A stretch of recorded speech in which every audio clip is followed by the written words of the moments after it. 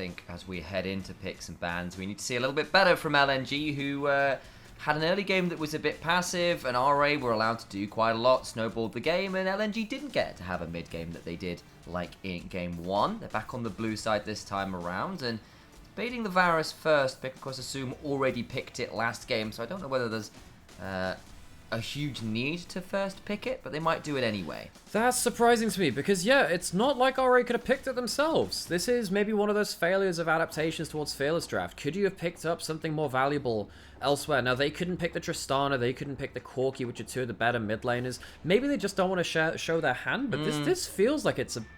When you're on blue side, first pick determines so much. Hiding everything and not having a power pick on first pick feels not great. You could have picked up something like the Skarner as well, which of course was also banned on side of RA. Not banned, that was also kind of like played, them. Yeah. And again, that would have fallen into the same issue. Just because it's the Varus and it's okay in that bot lane doesn't change my mind about the fact that you could have picked something that was actually contested. And I guess Varus is another one of those champions that fits pretty much every comp you want to drop him into. I mean, that's one of the joys of the multiple build pass, the fact he's got the CC, good lane. You know, there's lots of things that make Varus very useful.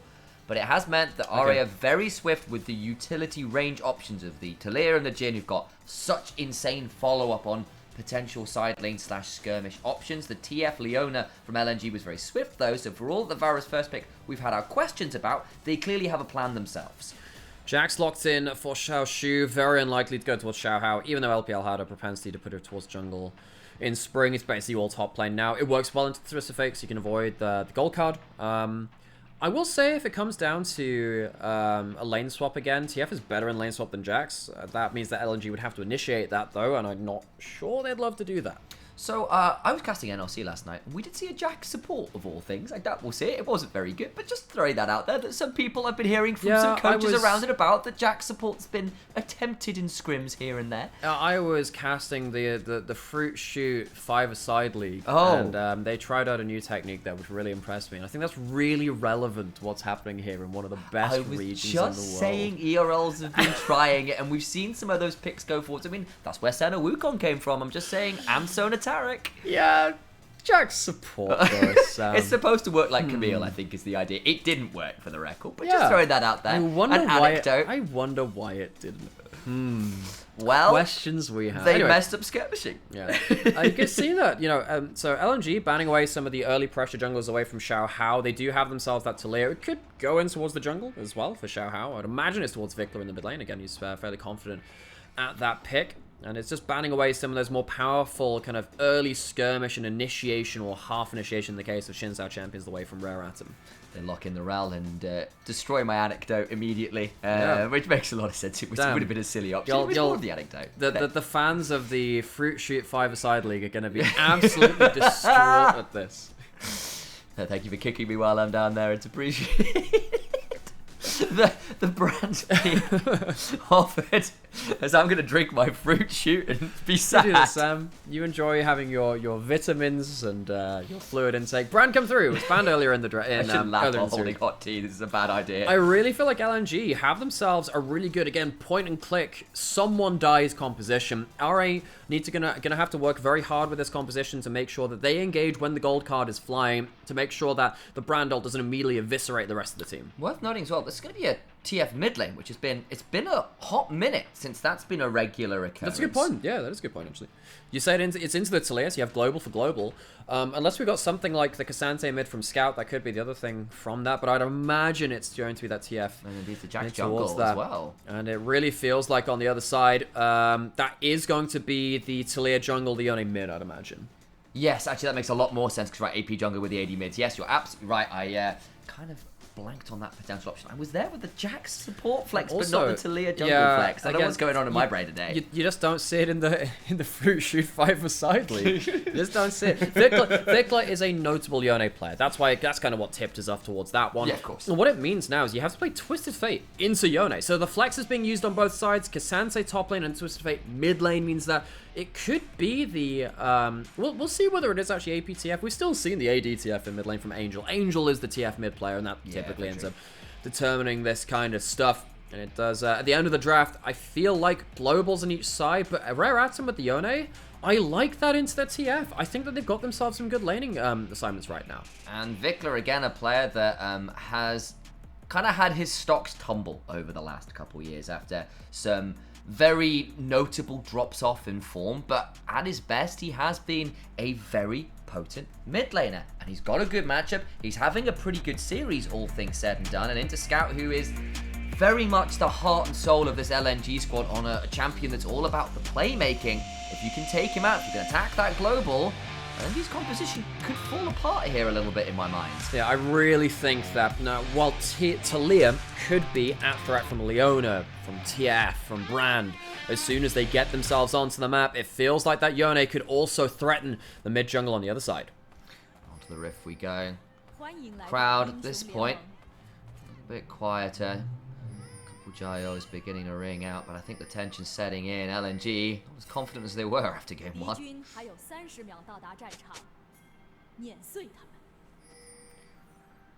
5-man fan now on to this rift for game 3 as no level 1 invades this time around, no late invades either. I think we might be back to standard lanes, and I think that shouldn't be too much of a surprise. I think that makes a lot of sense. I don't think you want to be messing around with lane swaps in this game. If your LNG, your early game plans were already looking a little bit dysfunctional, just try and play through lanes. I think they have the stronger individual players on the whole than Rare Atom in terms of laning and mechanical ability to play through laning phase. But RA, what that means is that if it's not going to be something a bit more of an unorthodox early game, well, not that lane swaps are unorthodox anymore, we've seen enough of them that they should be within the wheelhouse. Rare Atom, we said they kind of need to flip games versus LNG somehow, or find something to change things away from the status quo. They've got tools to do it. No solo laners with the Talia. You can start to play the map very wide here with Jhin sitting in mid lane, dropping off vision to press a curtain call. Talia coming in with a Weaver's Wall to help a Jax or a Yone dive someone on those side lane pushes. I can see exactly how that one works out for Rare Atom at least. But that's going to be after an early game. That happens in about 12 to 14 minutes. My interest is really what happens with the first grubs, the first kills of the game. They've not been that forthcoming in this series so far, but if we get some early gold leads for someone like the Jax or the Yone, maybe things do change a little. Same kind of thing for the Brand or the Lilia too. There's a lot of champions where a gold lead can get out of hand very quickly. Turn our eyes back towards bot lane. We've locked in the Jhin. It's kind of been rising back up in meta after some of the item changes, the way crit working, particularly on things like those curtain calls. So Zucker takes a rough check there from Xiaoshu. We said that Xiaoshu has been a good individual top laner, and his Jax has been good during this time of the LPL. Zucker, he's getting pushed in. He knows that his jungler is pathing away from him. He's not exactly going to be playing on strong side. I think taking such hard trades, though, for nothing really in return, that's not really what he wanted. There would be the risk of a dive, which is why he's putting up that ward there. As it stands, I don't really think that Xiao Hao is going to be coming up for a dive right now. He'd rather just keep clearing and keeping pace with the Brand. AP junglers, there is genuinely a win condition of just getting more farm than your opponent. I completely agree, especially when you do want to be a carry in your own right. If you end up spending too much time defending your lanes or having to run away from clear farm. What the heck is happening with Scout with the gold aura around him? What's happening with that? He's going Super Scion 2. Super Scion 2. Yeah. Right, well, we'll see how tanky he can get on that one. As Assume wishes he was a bit more tanky here. Oh, has to flash the empowered arrow. The hail of arrows afterwards as well. Keeps him alive. And that was the W arrow with 3 stacks. That might have genuinely killed with the Ignite on top of it. You understand the flash, you understand the cleanse, but losing both of them for Jhin, a lane-dominant champion that was picked into the Varus. This was meant to be a lane that they knew about, is now falling apart. It's a 3v1 tower dive potentially onto Dwayers. The top side might be a 2v1. Brand, you normally want some items, but your ability to just dump a load of CC and burn onto people from miles and miles away means you can do some fadeaway shots like that, and Gala gets what he couldn't in the 2v2 in a 3v1 dive. Scout's going to walk into Xiao Hao as well. Has Flash, has Ghost, might have to use one of them. In fact, gets out safely with neither of them being used. Walking. And what happens in top side as well? Apparently the 2v1 didn't come back. Zucker survived whatever happened there without using his Flash. Teleport back into lane, and we'll be safe up there. We've had a little bit of action already. A solid 2v2 forcing the back, allows the dive to happen in LNG. Feeling a lot better about the early game already. Last game, as we said, the lane swap into lack of souls for Gala. Zucker getting put so far behind. The grubs with the Tristana. Lots of things kind of didn't go their way. Buddy, I'm not gonna lie. The disappointing thing for me about LNG last game is that it was so obvious. Like, we called out the whole game plan from the draft as soon as it was locked in, and yeah, Dre's gonna get clear. I don't think he's gonna end up dying. He'll be fine there. But I mean, LNG, guys, if we can notice it here, you know, like 5,000 miles away or whatever, you can tell it there while you're on the rift, folks. Trust me, it's not that hard. Like, I'd like to think we're pretty intelligent, but with like that amount of experience and knowledge on stage, I'm really quite disappointed that LNG couldn't see that one coming and find an adequate response to it, you know? I mean, in fairness, League of Legends does require a very high IQ to understand. Yeah. Right? Could you imagine League of Legends Rick and Morty? Who would be Rick and who would be Morty, man? Would it be Singed as Rick? I don't know. You need someone who'd be okay turning themselves into a pickle. That's a great point. Sam, literally the only person I can think of is Nico, because she'd turn herself back. It's just Victor. I've turned myself into a robot pickle case. Behold, the glorious pickolution! Incredible. The glorious preservation.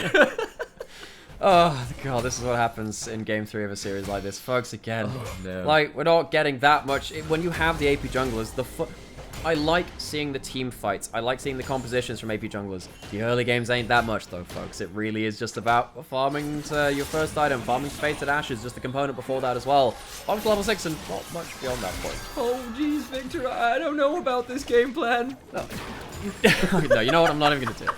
Like, at this point, I'm like, we're not quite... I've just realized we had, like, a series left to cast, and my voice does need to survive at some point. Sure. Yes. By the way, if anyone wants, like, a particularly unhinged comedic piece to watch, go search up Bushworld Adventures on YouTube, which is effectively a parody of Rick and Morty, which is effectively a parody already, and it's set in Australia, so... That's great. Yeah. What else could you want, really, from a show like that? Very true. Wild. I was about to say, I'm surprised my voice is holding up, because I had a 12-and-a-half-hour broadcast day yesterday. Yeah. I was up a little bit before you had to set up the stream, but at least I wasn't using my voice at that point. Yeah, I did that once.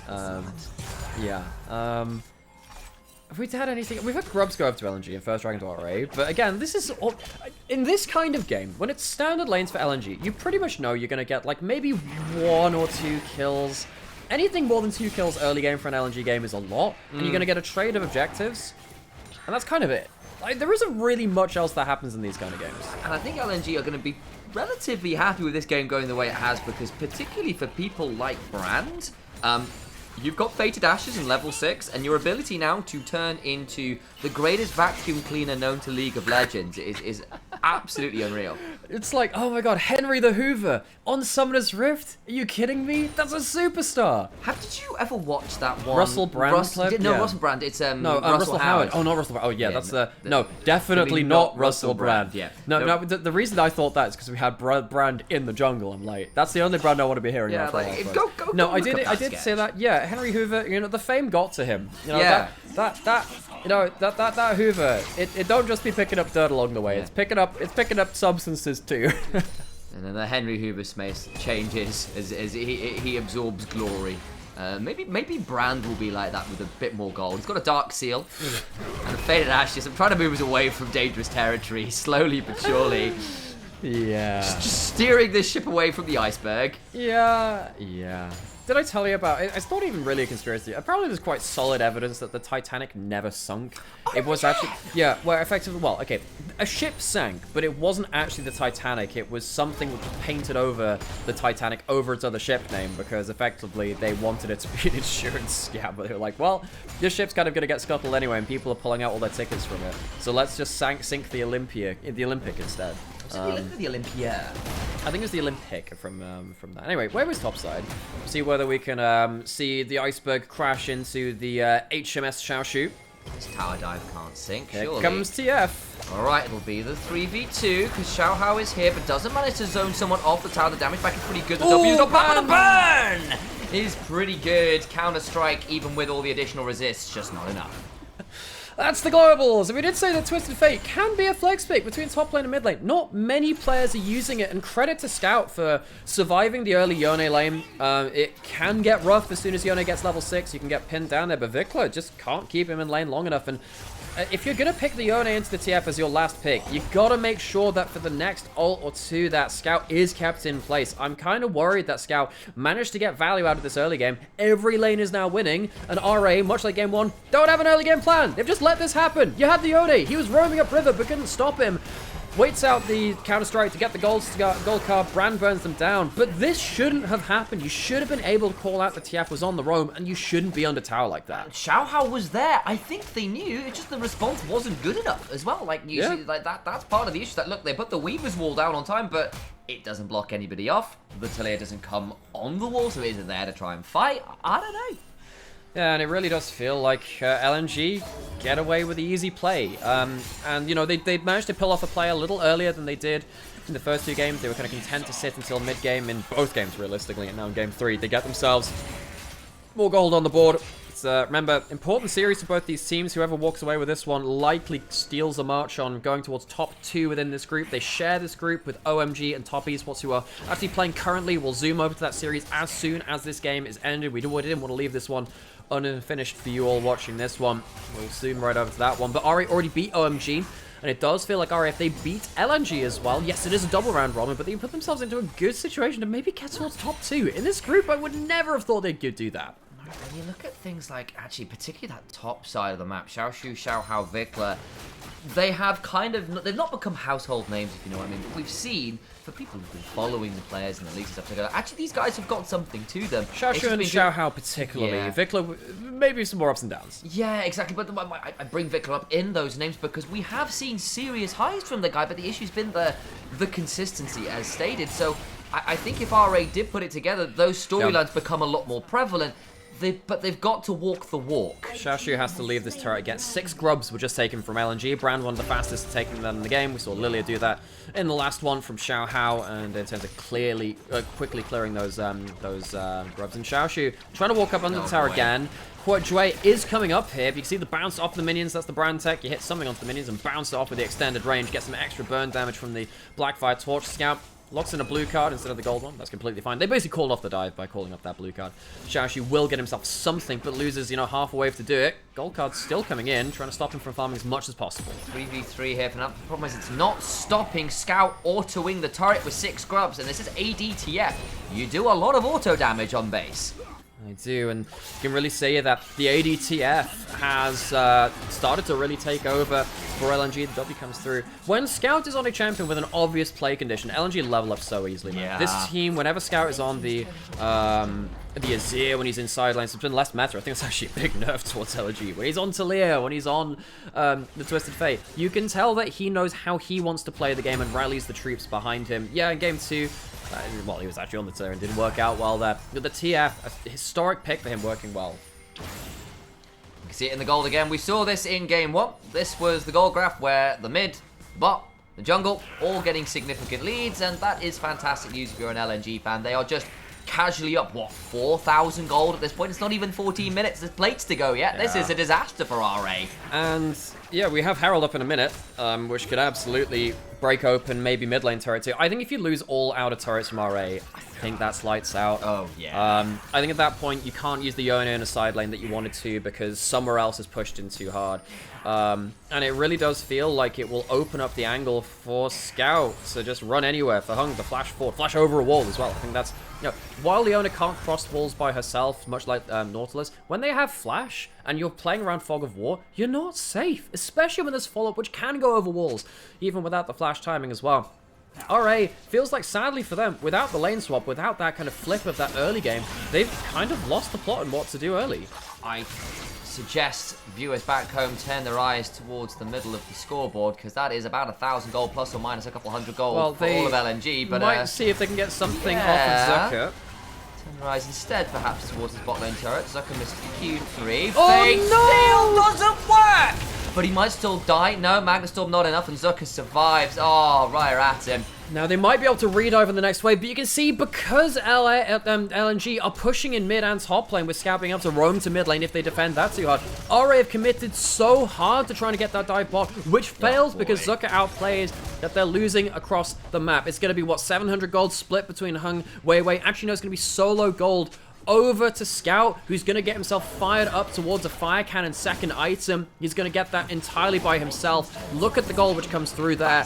This was all built up by Zucker, massively outplaying in the 1v3. With the exception of support now, every lane is at minimum 1.2 thousand gold. Of course, the moment I say it, the top lane changes by 100 gold, but the point still stands. LNG have played out this early game immaculately, and Rare Atom, the few plays they've made just haven't worked. And with the Herald going over, once again, uncontested, this will be mid lane turret almost certainly falling beyond this point. What you're going to have is you're going to have Zucker and Scout once again set up in side lanes, probably with Zucker trying to defend one side, and then Scout kind of pushing in more heavily on the other, and then you're going to have that come through into a mid lane push in with that Herald, while RA are afraid to kind of be stuck out in this kind of like the salient in the mid lane. I think that's what it's called, the salient, where like you're kind of stuck out into the enemy line. It's kind of what happened with Trench Warfare when you were surrounded on all three sides with artillery firing down on you. LNG are going to punish RA if they over-defend mid lane turret. I did not know that word. Thank you for the brief lesson on vocabulary.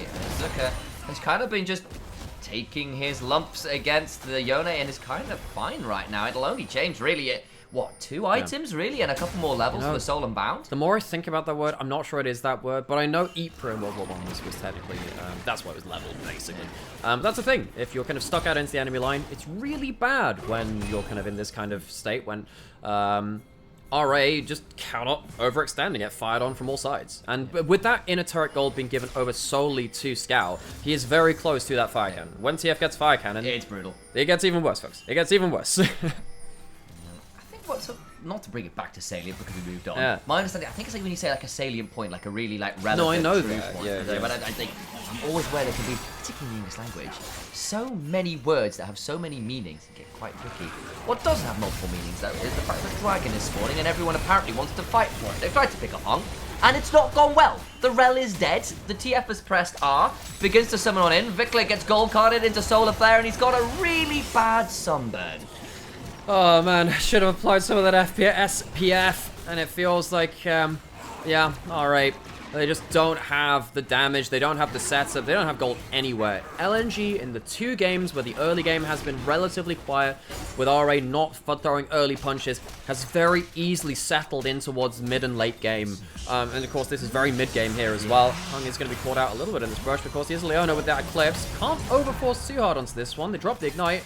Not much going to be gained for it. You're going to go back to base now for Scout, I'd imagine, and get himself the fire cannon. His next ult of the game should be able to force through onto that mid lane turret. They still have to use that Herald, of course, and RA trying to marshal their side lanes into some kind of order to stop LNG from just firing down with that fire cannon now just built up from Scout. But it doesn't feel like that much has happened to you, if you know what I mean. We're not seeing massive skirmishes led to this. Is lots of good laning. Gala actually had a really good lane in bot lane. We saw Asum getting forced back early. We've seen obviously the dives topside go really well, but this is just good laning, grubs, plates, and towers going down. We'll see a look at the replay, but RA really want to play for Soul Point, and it just goes wrong. Yeah, the target you're going on to is the tankiest member of the other team that's present. You don't have the Kassan say that, but Leona is a frontline just with her Eclipse, and Scout comes in after that pick fails, and yeah, it just feels like, alright, they didn't have any business being there, and I did find out it is a salient. I was right. There you go. Yay! Multiple meanings of the Hooray for me. words. It is, yeah. Gala. Hung is very tanky. He's 1v3, soon to be a 1v4. Is he? How does he That's get out of not that? fair. Half HP. Yeah, I said that it was a lot, but Jesus Christ. Like, Leona, guys, if you're wondering why the champion's back in meta, we've seen a few times where Leona's died a lot. Not this game. You see that Hung knows the champion. I really like what Weiwei's been doing as well. He's done it a couple of times on screen. We don't talk about brand mechanics that much. This is more of a mid lane brand thing. Mid lane brand actually maxes E second, so when you tap a Q onto the back line, your E will then spread really well. You just did that off the minion wave there as well. You just kind of tap some skills into the back line, the E spreads and starts applying the burn afterwards. It's one of those little things that you end up appreciating when you play that champion a little bit more. And with now the mid lane being again under so much fire. Alright, they have been lucky to keep this tower alive. And I think especially because people assume Brand is Pillar of Fire. That's what you need to hit. And it's nice if you It do. is. But it is. Now, it is. Now, if you hit the Brand, the Brand W onto someone who's already burning, it does an extra amount of damage, which is a lot. And that's a lot of your burst. But still, being able to know how to use each of, like, your empowered... They're not empowered abilities. Basically, when you hit a burning target with Brand, it has the extra ability. Being able to know when to use each of them is really important. Of course, the Q has the stun, W extra damage, but the E with the extra spread can mean you hit people beyond your normal active range, and that's nice. And you also can't dodge it. It's kind of just, if you're stood in the radius, you get hit. ARM players know this. Exactly. It's poke if you know what you're doing. Absolutely is. And with the Leandri's built up to Weiwei and Xiaohao in this series, both of them showing how powerful the AP farming junglers can be across all 3 games so far. It's one of the reasons why I'm looking over at, the LEC drafts and I'll be looking intently back at the LCK games to see whether they believe the same about the AP junglers too, because it feels like LPL have a good grasp from the junglers on how to carry from this role with the AP items. Especially because so many of the LPL junglers, yes, of course, the Lee Sin notoriety goes without saying, but actually a lot of the players are things like Nidalee players, have been things like Lilia and Karthus players in the past, so having those opportunities to go towards champions like Brand and Talir and stuff fits into the kind of carnivorous playstyle of a lot of the more popular LPL junglers. Yeah. So, we finally, I think we will see it, the falling of the rare Atom salient in the mid lane. It has been jutting out into the enemy trench too long. Will finally be pushed back at the cost of RA kind of been bleeding out through the rest of the map for so many minutes. It's 20 minutes in, you've lost all of your turrets now, the ultimate to back up for LNG. Baron is up. This is really rough. I really don't think at this point you're going to be able to defend the next big objectives which come up. And now the gold lead is translated into a significant item. Second item completions are largely there for LNG. They're nowhere near complete for RA, and they are going to be so far off this ability to use. I mean, they're champions to play side lanes, which is what they wanted to do, right? Alright, so what is the next thing that Rare Atom can do? So you have... God, you got a Rella and a Yoniel. It's gotta be it. It just has to be the big wombo combo where LNG, where their squishier members group up and you catch 2 of Weiwei, Scout, and Gala minimum into a big combo. I think that's the only way you're getting out of this. It's really hard because you have a Cleanse and a Flash on Gala. You have Cleanse and Ghost on Scout, Flash on Weiwei as well. But that has to be it. You need to get yourself a monster engaged combo. You don't even have the 2 items to force it through on that one, and maybe Victor can get 2 items before LNG start up that Baron, but it feels like that is the way to do it. And that's without accounting for the fact that Hung and Zucker, masters of that full contact team fighting we see in LPL, which is when people try and go for those engages, you are engaged onto in kind and your combo breaks open.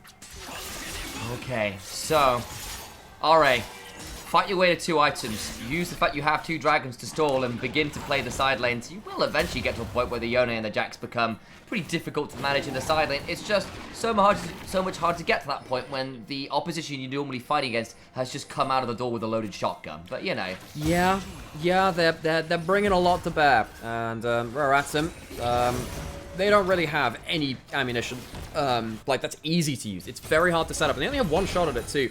And while all this is happening, I mean, RA haven't had to withstand the Twisted Fate ult for a little while. You have to remember that's in the back pocket. Zucker is winning the 1v1 versus Xiaoshu, hits himself the Q3, which maybe doesn't work out so well. He has himself the extra shield coming through. They're going to take down another turret. 6 grubs makes their job even easier, by the way. And Scout really has just been an auto-attack bot that game. He's been here to push towers, not to make picks, and LNG haven't needed to. The gold lead keeps printing. TF Moneybank and his poker debts keep shrinking as he keeps printing all that fake money. A gold card comes down. The burn after onto Vikla pops his shield bow.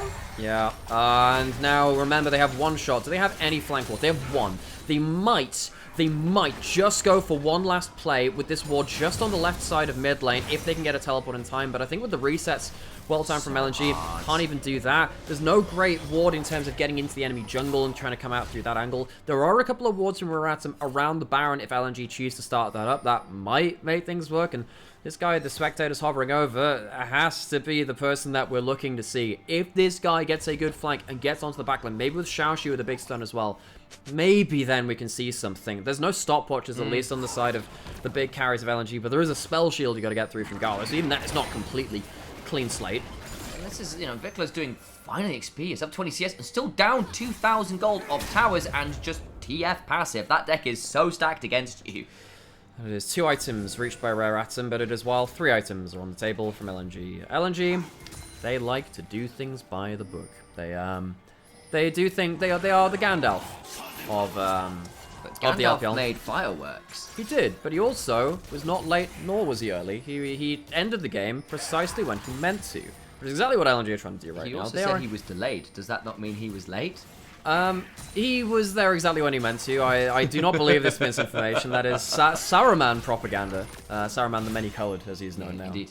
awful individual. He's a bit of a scumbag. I hear he scoured the Shire. What a dude. What a dude. That's what you call him for that? What a dude, man. What a dude. Like this. What a dude. Anyway, we do have... Scumbag. This is the Fog of War for LNG. Very good advanced notice. Not deep enough to look for a fire cannon right into enemy side of the jungle. They should probably start Baron now, folks. You should know that you... Folks, LNG... I know you're not late, not early, and you're going on your best Gandalf impression, but, like, they can't have any wards left. They're going now, but they're a long way off. LNG, not the best look at fighting there over the red buff. Okay. Yeah. What was that, guys?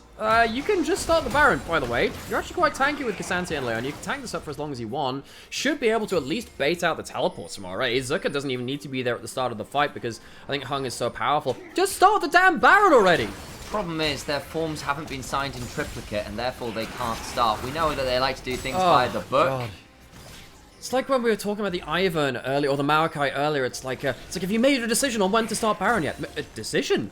We've just finished saying hello. We just finished putting wards. It's Treebeard, not Gandalf. Maybe I was wrong. Maybe they've just got a different sense of scale of time. Well, Fangorn is currently about They've made a decision. They're marching on Isengard. All thank must fall, but Rare Atom will now instead make this Helm's Deep if they can. They need to breach the back of this Baron Pit wall and look to steal away the prize that lies within. What is Zucker doing? Zucker might well die for this and does so. Burns out finally. Jin gets that one, but it's one for Baron, which is perfectly reasonable. The curtains are called. Trying to get a hold of Hung. Misses 2 shots. 3.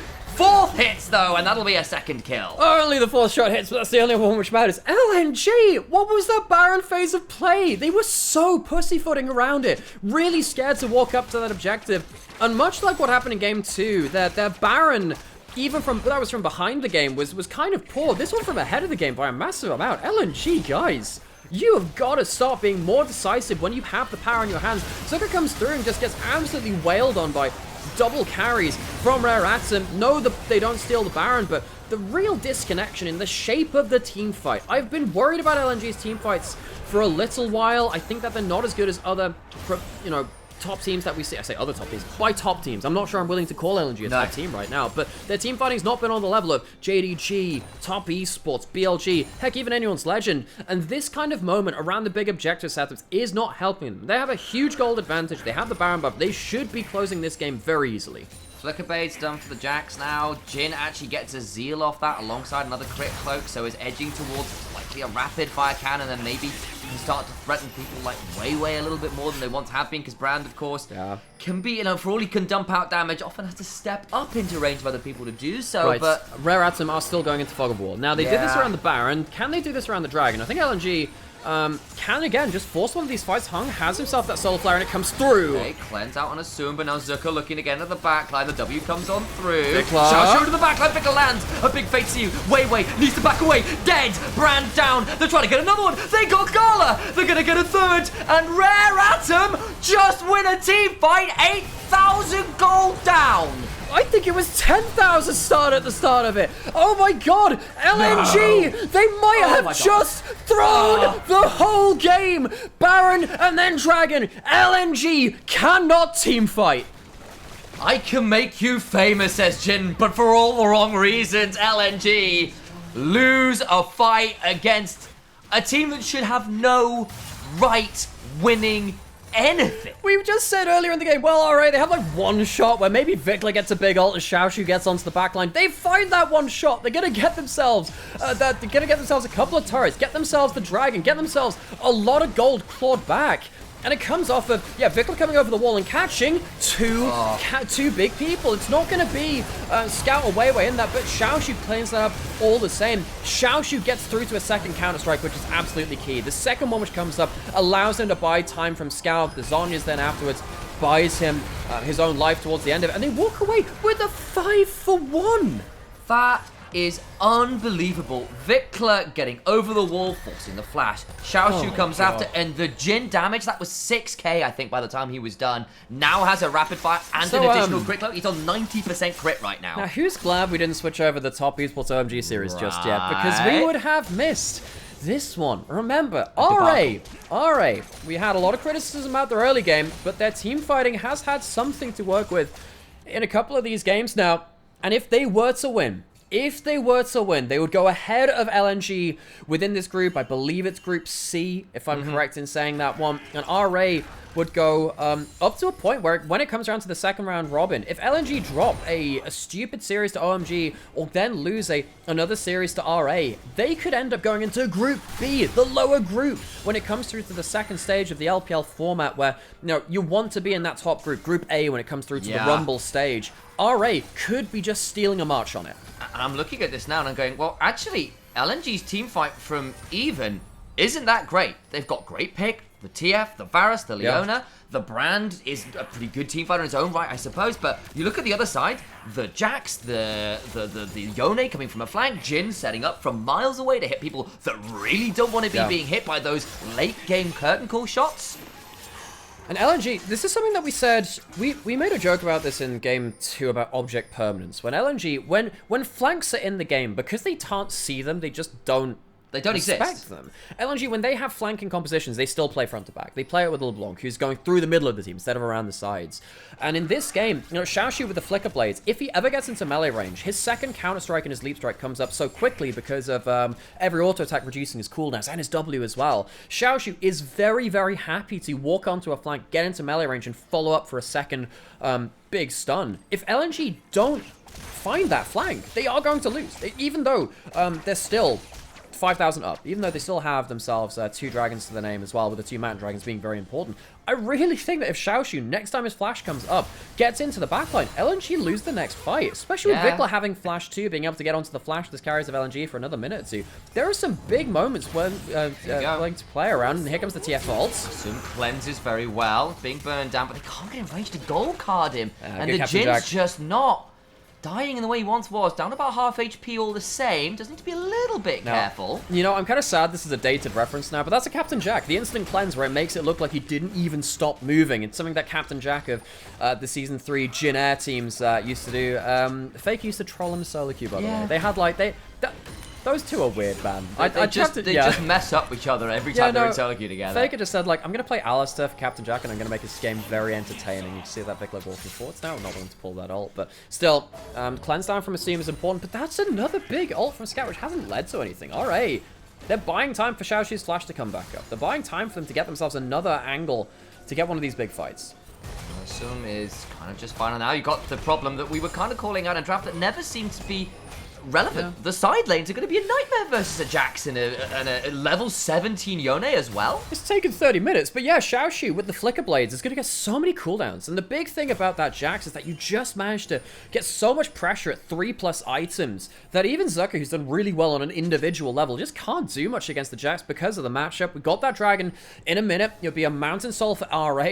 God, how have we gotten to this point? Yes, Baron is up, but LNG, they have the gold lead. I don't feel like they're in control of this game now, though. And at this point as well, the TF gold value just isn't that high. The poke Varus value, I don't know how high that goes. And look at Rare Atom. The later this game gets, Jax, Yone, Jhin, all scaling very well on current item, but Baron. Here comes over to the Baron. They don't have the Twisted Fatal to spot out the flanks. Vikla can come on the flank. He has flash. I think he can get ults. Oh, they get the Baron, but what about getting out? This gets very tricky. He doesn't want to go for it. They want to play for Dragon, don't they? Look at Xiaoxu, though. Can maybe find the angle. Gets into the backline. The ult afterwards only gets onto one. Vikla still gets over the wall. Gala running. Goes down. They make it a 2 for none. Wei needs to get out of the counter-strike and can't. Goes golden for a moment. And Rare Atom find a miracle game, the rarest of all, a triple for Jhin, and an upset that had no right to occur. Scout is going to walk forward, try and take maybe 1 kill off the board, try and use the Baron buff to defend the game, but he's just flashed out. If he gets hit by one slow, he could have just died and ended the game would have ended afterwards. He gets out with the ult, but Rare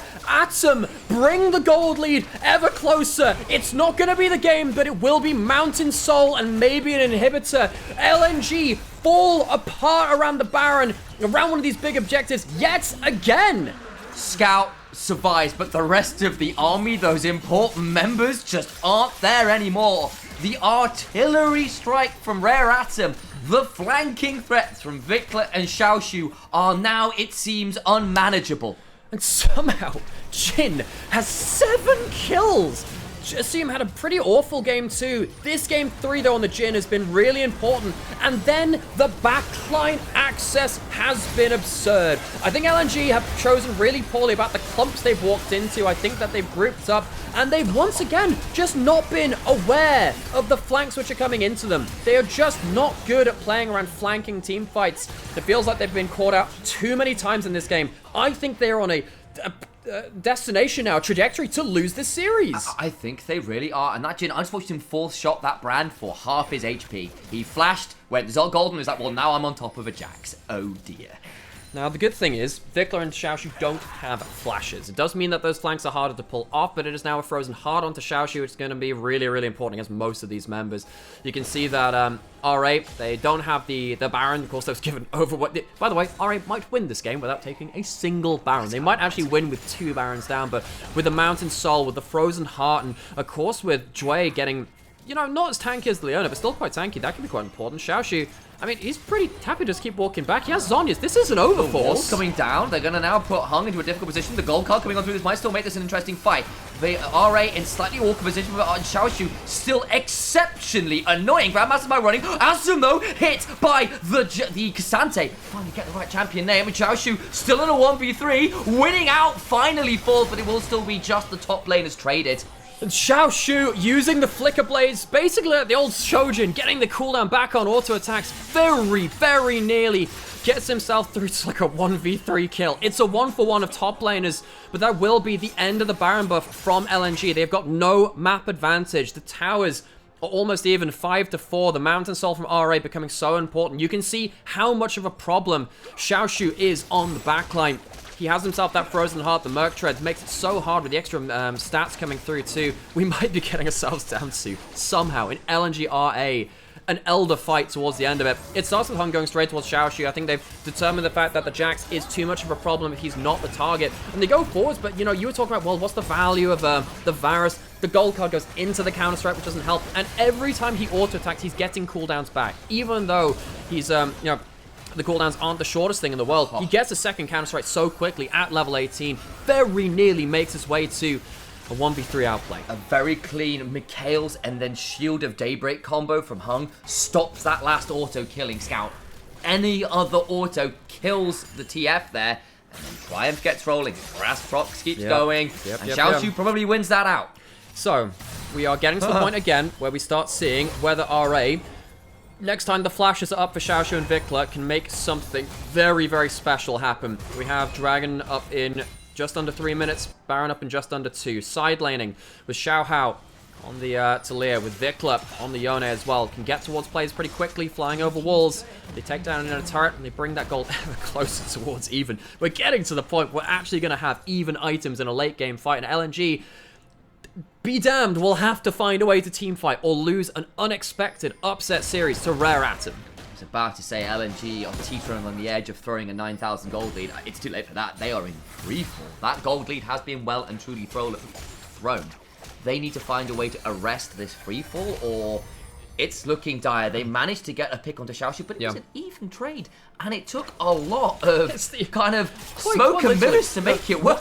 One of my favorite cutscenes of all time in video games was the Halo 3 cutscene when they find themselves fighting around the Ark. And you have the elite saying, "Brute ship staggered line. They outnumber us 3-1. An even fights then. I think that Vikla can pull that off. I think that Xiaoshu can pull that off. I think with the items they have, with the Mountain Soul on top of it, you cannot allow them to have free auto attack uptime against you. Vikla has an infedge. You've got, you know, almost Xiaoshu going towards that kind of last item too. He's holding onto the controllers partly for the actual ward hop value from his Q. He doesn't necessarily need an extra item if you can use that mobility well and keep up that vision control. LNG needs to be so careful about these flanks. RA now grouping up, going towards mid lane. What ults have we got? When's the next big fight coming? Serpent's Fang done from Garland to try and manage the Mountain Soul, which is obviously a nightmare for a poke Varus. And you're already into a lot of members who build a lot of HP, are actually pretty tanky at this point. It'll be a Jack show, you imagine, at some point, probably with Vikla, who actually went for the Infinity Edge third. And actually, I tell a lie, he's decided that GA is the better option. So going a little bit more damage, giving himself the extra life, but that's still a pretty tricky scenario to manage. Baron up, started, 40 seconds on Elder, RA on the Purple Worm this time around. And it really does feel like LNG have one last team fight on the Baron. It gets taken by RA. Vikla goes over multiple people. He's got the G, remember, so even if they die, it's not as clean as you think. Dway with the Manning Storm, flashed away from Scout. Vikla alive again. Pulled out of the counter-strike is Zucker with an all-out. Now in a dangerous position, but Weiwei is dead. The brand is gone. The burn is not there. The fire is being stopped for LNG. Zucker can do no more than try and throw an Untombo strike out. But what is that to a boulder to the face? And RA is going to come back off of taking the Baron. They don't lose a member, and they're going to go into the base with a 5-3 advantage. There is damage left from LNG, but I don't think they can wave clear. I don't think they can survive against the double flashes of the solo laners of RA. Clearly LNG haven't been watching TikTok. The emotional damage is significantly harder at this point. I don't care what items you have. I don't care how your early game went. It's still Rare Atom proving their value. The periodic table could never. They'll be going 2-1 in the series. It was hard fought, but those are always the most sweet victories. LNG losing their home arena in an upset victory for Rare Atom. We said that they looked pretty poor in the early game at points. They gave LNG too much free space, but in the mid and late game team fights, they came roaring back to life. They had to do it from the world's largest gold lead, it felt like. But they did it all the same. Real shout outs to Xiaoshu and to Vikla for the first big turnaround and for continuing to put LNG onto the hot seat whenever it came to those big grouped up flanking fights. 9,113 gold. That is the lead that LNG managed to let slip away. Credit again to RA for the kind of fortitude required for that, but on the other hand, LNG, we know they're slow, but with that lead, you had to play faster. You called it out, and honestly, I kind of just went, it doesn't matter. You said, well, we've not seen a TF ult in a while.